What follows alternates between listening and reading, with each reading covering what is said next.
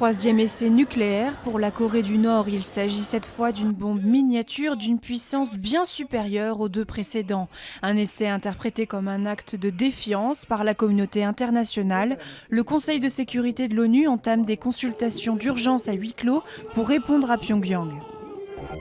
Rebondissement dans le procès de l'Arche de Zoé, le président de l'association Éric Breteau et sa compagne Émilie Lelouch se sont présentés à l'audience. Ils ont été arrêtés par les gendarmes après leur condamnation à 2 ans de prison ferme. En 2007, le couple avait tenté d'exfiltrer depuis le Tchad 103 enfants présentés comme des orphelins du Darfour.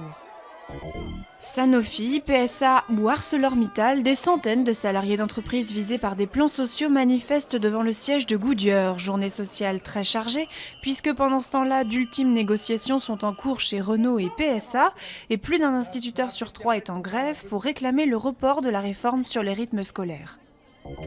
L'Assemblée nationale vote le projet de loi sur le mariage homosexuel, la première réforme sociétale majeure depuis l'élection de François Hollande. Après un marathon de 10 jours, la bataille parlementaire des députés UMP touche à sa fin.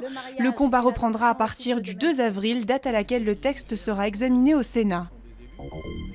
Et puis voilà un bel entraînement pour la Saint-Valentin. 9 couples thaïlandais sont en lice pour battre le record du monde du baiser le plus long. Et le défi est relevé, 50 heures, 25 minutes et 1 seconde sans décoller les lèvres. Hasard de l'actualité, les détenteurs du titre sont un couple homosexuel.